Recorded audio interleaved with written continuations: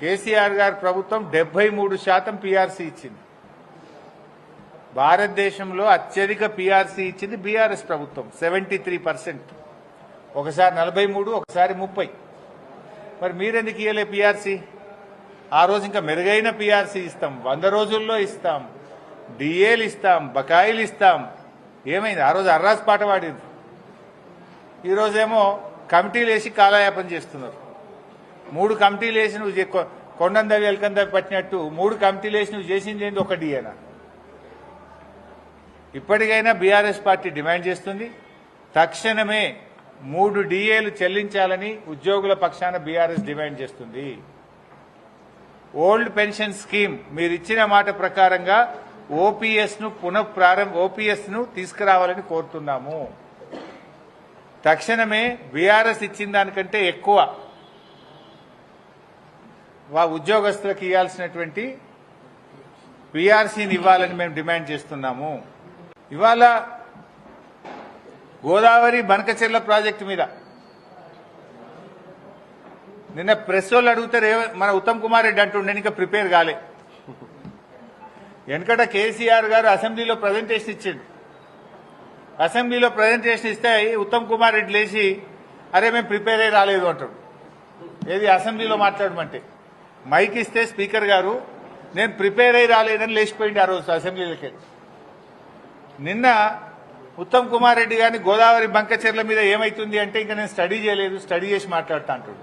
నువ్వు నీటిపారుదల శాఖ మంత్రివా ఏంటిది? నువ్వు స్టడీ చేయకుండా ఉంటావు.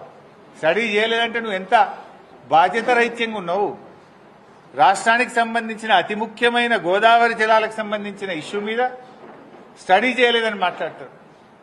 నిన్న కేబినెట్ లో గోదావరి బంకచెర్ల మీద మాట్లాడతారు, ఏదో గట్టిగా స్పందిస్తారని మేము ఆశించినాం. టైం దొరకలేదట, నెక్స్ట్ మీటింగ్ లో మాట్లాడతారట. పేపర్లలో ఏమొచ్చిందంటే గోదావరి బంకచెర్ల మీద మాట్లాడడానికి టైం దొరకలే, మళ్ళా మీటింగ్ లో మాట్లాడతారట. అంటే రాష్ట్రానికి సంబంధించి ఇంతకంటే ముఖ్యమైన అంశం ఇంకోటి ఉంటుందా? ఏం మాట్లాడినరు 5 గంటలు? కమిషన్ల గురించో, పర్సంటేజ్ల గురించో, హైకమాండ్కి పంపే మూటల గురించి మాట్లాడుకున్నారా? 400 టీఎంసీల గోదావరి జలాలను అక్రమంగా ఆంధ్రప్రదేశ్ ఏ అనుమతులు లేకుండా తరలించకపోతుంటే గుడ్లప్పగించుకొని చూస్తారా? సుప్రీంకోర్టుకు పోయి ఆపే బాధ్యత లేదా? కేంద్ర మంత్రి మీద ఒత్తిడి తేరా? నీతి ఆయోగ్ మీటింగ్ లో ముఖ్యమంత్రి ప్రధానమంత్రిని ఎందుకు ప్రశ్నించలేదు? మేము సూటిగా అడుగుతా ఉన్నాం. ఇవాళ రేవంత్ రెడ్డి, ఉత్తమ్ కుమార్ రెడ్డి ఇద్దరు కూడా చంద్రబాబుకు దాసోహం అయిపోయింది. రేవంత్ రెడ్డి గురుదక్షిణ చెల్లించుకుంటుండు, ఉత్తమ్ కుమార్ రెడ్డి కూడా భార్యాభర్తలు ఇద్దరు పోయి విజయవాడకు పోయి విజయవాడలో చంద్రబాబు గారిని కలిసి బజ్జీలు తినొచ్చిండు. అప్పటి నుంచి నేను కూడా అగనెస్ట్ మాట్లాడతలేడు. కృష్ణా నదీ జలాల్లో 10 ఏళ్ల రాష్ట్ర చరిత్రలో ఎప్పుడూ కూడా వాడనంత తక్కువ నీళ్లు వాడింది ఈ సంవత్సరం కాంగ్రెస్ ప్రభుత్వం. కిందికి నీళ్లు వదిలింది, మొత్తం ఆంధ్రాకు దాసోహం చేసి ఖమ్మం, నల్లగొండ, మహబూబ్ నగర్ జిల్లాల్లో పంటలు ఎండబెట్టింది కాంగ్రెస్ ప్రభుత్వం. క్రాప్ హాలిడే ప్రకటించింది కాంగ్రెస్ ప్రభుత్వం. ఈ సంవత్సరం మనకు తాత్కాలిక కేటాయింపుల ప్రకారం ఇచ్చిన నీళ్ల కంటే 65 టీఎంసీల నీళ్లు తక్కువగా వాడిన చేతగాని దద్దమ్మ ప్రభుత్వం కాంగ్రెస్ ప్రభుత్వం. ఇలా 65 టీఎంసీలు తక్కువ వాడడం అంటే 6,50,000 ఎకరాలకు పంటకు నీళ్లు ఇవ్వకపోవడమే.